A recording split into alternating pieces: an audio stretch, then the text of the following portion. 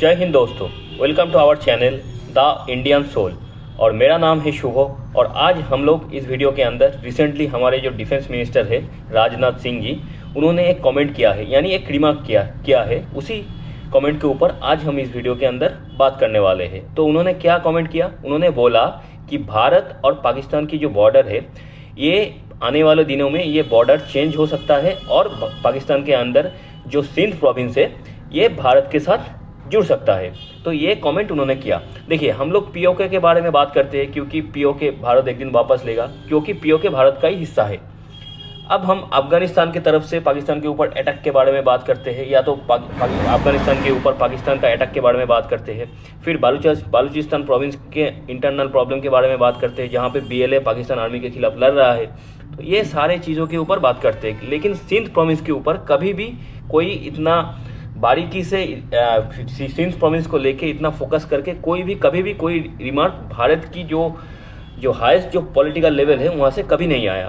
तो जब हमारे डिफेंस मिनिस्टर यही सिंध प्रोविंस के ऊपर जब कोई ऐसे रिमार्क करता है कि आने वाले दिनों में सिंध प्रोविंस भारत के साथ जुड़ सकता है, तो ये एक अलग लेवल की कमेंट होता है। तो इस कमेंट के बाद से पाकिस्तान के अंदर हलचल मच गया और जो इंडियन मीडिया और पाकिस्तान मीडिया के अंदर इसको लेके बातें होना शुरू हो गया।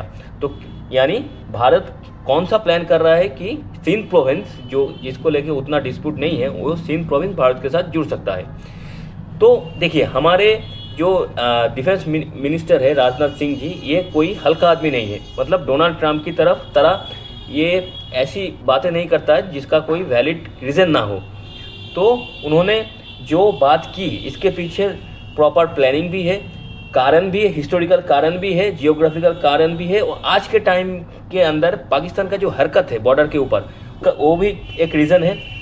दूसरा क्या, और ये जो पाकिस्तानी गवर्नमेंट और पाकिस्तानी आर्मी सिर्फ पाकिस्तान के अंदर जो पंजाब प्रोविंस है इसको छोड़ के बाकी जितना भी प्रोविंस है, खैबर पख्तूनख्वा मान लीजिए, आप बालूचिस्तान मान लीजिए और सिंध मान लीजिए, ये सारे प्रोविंस को अपने हक से डिप्राइव करता है। और जब से ये जो इंडस वाटर ट्रीटी जब से बंद हुआ है, उसके बाद से तो सिंध प्रोविंस के अंदर जो पानी है, वो पानी का जो सिंधु नदी का जो पानी है, वो पानी का जाना भी तो बहुत कम हो गया। तो इसके चलते क्या हुआ, सिंध प्रोविंस के अंदर जो एग्रीकल्चर का जो काम है वो बहुत ज़्यादा बुरी तरीके से इफेक्टेड हुआ। लेकिन इसके ऊपर पाकिस्तान की जो गवर्नमेंट है फिलहाल के टाइम में, और जो आर्मी है उनका कोई एक्चुअली वहाँ के गवर्नमेंट आर्मी के अंदर रहता है। मतलब आर्मी जो बोलता है गवर्नमेंट वही सुन के चलता है। तो आर्मी और गवर्नमेंट का कोई फोकस नहीं है बाकी सब स्टेटों के अंदर। तो इसके चलते क्या हुआ, सिंध के अंदर जो लोग रहते हैं वो ऐसे ही पाकिस्तान गवर्नमेंट और पाकिस्तान आर्मी के ऊपर खफा है।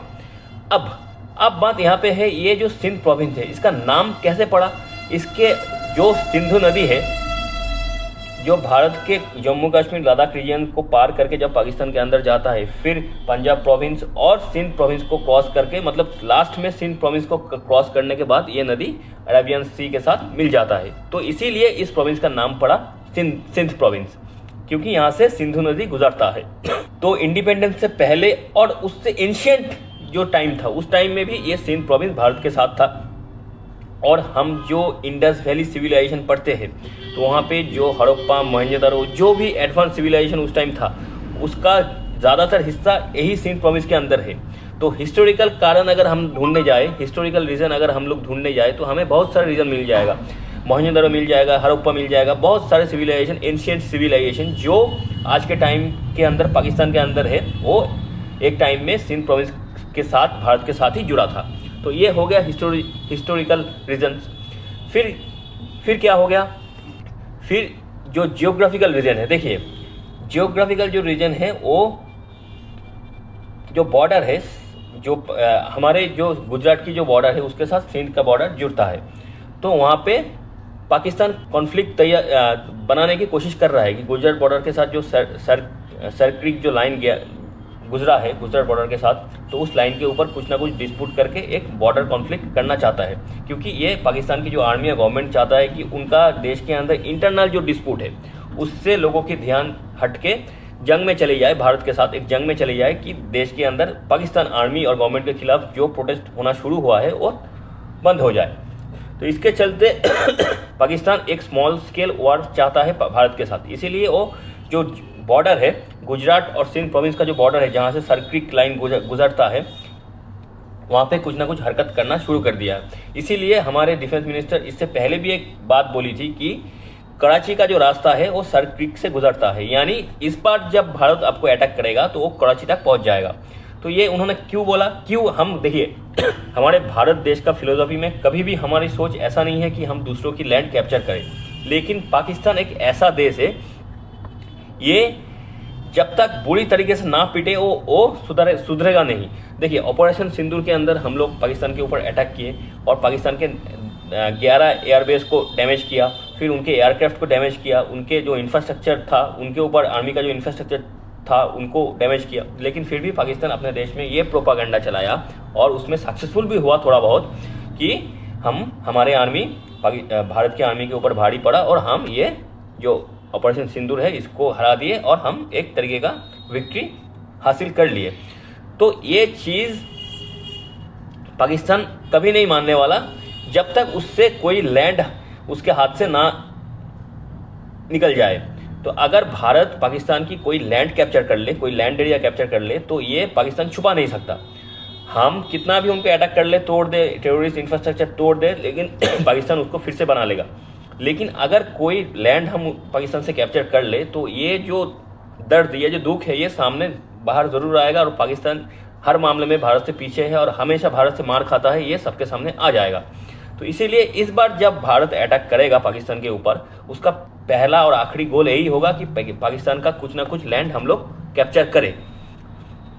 तो इसी एम के साथ भारत अगली बार जब पाकिस्तान के साथ कोई भी कॉन्फ्लिक्ट होगा उसमें भारत इसी सोच के साथ पाकिस्तान को अटैक करने वाला है। तो पीओके के बारे में हम लोग जानते हैं, वो तो हमने वापस लेना ही है। उसके साथ सिंध के अंदर भारत का जो कनेक्शन है, जब इंडिपेंडेंस हुआ भारत और पाकिस्तान को इंडिपेंडेंस मिला, उससे पहले सिंध प्रोविंस के अंदर बहुत सारे सिंधी लोग और हिंदू, सिंधी और हिंदू ये दोनों कम्युनिटी के लोग बहुत ज़्यादा सिंध प्रोविंस के अंदर रहते थे और कराची शहर के अंदर तो बहुत ज़्यादा रहते थे। लेकिन जब पार्टीशन हुआ तो उसके बाद बहुत सारे लाखों के ऊपर सिंधी लोग और जो हिंदू है वो माइग्रेट करके सिंध प्रोविंस को छोड़ के अपना घर बार सब कुछ प्रॉपर्टी छोड़ के भारत के अंदर आ गए। तो उसके बाद से वो लोग भारत के अंदर ही रहते हैं। लेकिन आज के टाइम में भी सिंध प्रोविंस के अंदर बहुत सारे सिंधी लोग रहते हैं, लेकिन उनका अलग सिंधी लैंग्वेज भी था। लेकिन पाकिस्तान के अंदर क्या हुआ, सिंध प्रोविंस के ऊपर उर्दू लैंग्वेज के थोप थोप के सिंधी को जो लैंग्वेज था उसको ऑब्सोलेट कर दिया। तो वहाँ पे भी उर्दू थोपा गया। हमारे देश में ऐसा नहीं होता। हमारे देश में कोई भी स्टेट का बंदा हो वो अपना मदर टंग में बात कर सकता है, चाहे वो तमिल हो, तेलुगु हो, बंगाली हो, ट्राइबल लैंग्वेज हो। कभी किसी के ऊपर कोई भी भाषा को हम लोगों ने थोपा नहीं है। लेकिन पाकिस्तान के अंदर उर्दू को हर जगह पे थोपा गया और जो सिंधी लैंग्वेज था, जो सिंध प्रोविंस का रीजियोनल लैंग्वेज था, उसके ऊपर ये उर्दू को थोपा गया और धीरे धीरे करके सिंधी लैंग्वेज जो है वो पाकिस्तान के अंदर से धीरे धीरे करके ऑब्सोलीट हो गया। तो ये सारे चीज़ पाकिस्तान के अंदर हुआ। तो अब जाके हमारे जो डिफेंस मिनिस्टर है राजनाथ सिंह जी, उन्होंने ये बोला कि आने वाले दिनों में जब पाकिस्तान के साथ भारत की कॉन्फ्लिक्ट होगा तब ये बॉर्डर, भारत और पाकिस्तान के बीच में जो बॉर्डर है इसको ये चेंज होगा और सिंध प्रोविंस भारत के पास वापस आ सकता है, ये उन्होंने बोला।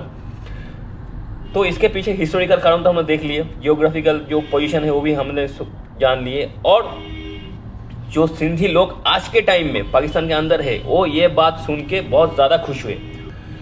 वो भी अंदर से चाहता है कि वो भारत के साथ मिल जाए, क्योंकि वो जानते हैं कि पाकिस्तान के साथ रहेंगे तो पाकिस्तान अपना तो खुद को तो डुबाएगा, उसके साथ ये सिंध प्रोविंस और बाकी बालूचिस्तान, बाकी जितना भी पंजाब प्रोविंस छोड़ के बाकी जितना भी प्रोविंस है सबको डुबा देगा। तो इसीलिए वहाँ पे जो पढ़ा लिखा सिंधी लोग हैं वो लोग चाहते हैं कि भारत के साथ ये सिंध प्रोविंस धीरे धीरे जुड़ जाए। तो ये वहाँ के जो सिंधी जो लीडर्स है वो भी इस बात को एक्नॉलेज किया कि वो लोग भी चाहते हैं कि राजनाथ सिंह की जो बात है ये भविष्य में जाके सच हो और सिंध प्रोविंस जो आज के टाइम में पाकिस्तान के अंदर एक प्रॉब्लम के साथ जूझ रहा है, इकोनॉमी धीरे धीरे करके नीचे जा रहा है, ये सारे प्रॉब्लम से राहत मिल जाए उनको। ऊपर से जो एग्रीकल्चर जो प्रोडक्शन था सिंध प्रोविंस के अंदर वो भी बहुत ज़्यादा डिक्रीज हो गया है, क्योंकि सिंधु नदी का जो पानी है वो सारा पानी पंजाब प्रोविंस के अंदर डाइवर्ट कर लेता है पाकिस्तान गवर्नमेंट। तो इसीलिए सिंध प्रोविंस के अंदर पाकिस्तान गवर्नमेंट और पाकिस्तान आर्मी के खिलाफ धीरे धीरे करके प्रोटेस्ट भी हो रहा है, और ये आगे जाके और ज़्यादा भी होगा। और हमारा जो नेशनल एंथम है, जनगण मन अधिनायक जय हे भारत भाग्य विधाता, पंजाब सिंधु गुजरातो मराठा द्राविड़ो उत्कल बंगो, तो ये हमारे नेशनल एंथम के अंदर भी भारतो भाग्य विधाता जो सेकंड लाइन है उसके बाद पंजाब और सिंधु, यानी जो नेशनल एंथम है हमारा उसके अंदर भी सिंधु ये वर्ड मतलब यानी सिंधु प्रोविंस के बारे में बोला गया है। तो जब तक ये सिंधु प्रोविंस हमारे सिंध प्रोविंस हमारे पास नहीं आता, तब तक ये जो नेशनल एंथम है हमारा ये कंप्लीट भी नहीं होता। तो हमें हमारे नेशनल एंथम को भी कंप्लीट करनी है, इसीलिए ये सिंध प्रोविंस को भारत के पास लाना है। तो आज का टॉपिक यहाँ पे ख़त्म होता है। तो इस टॉपिक के ऊपर यानी सिंध प्रोविंस को लेके आगे जाके जो भी न्यूज़ आने वाला है उन सारे न्यूज़ के ऊपर हम लोग अलग अलग डेडिकेटेड वीडियो बनाएंगे, उसमें हम डिटेल में सारे टॉपिक को डिस्कस करेंगे। तो आज के लिए इतना ही। थैंक यू, गुड बाय, जय हिंद।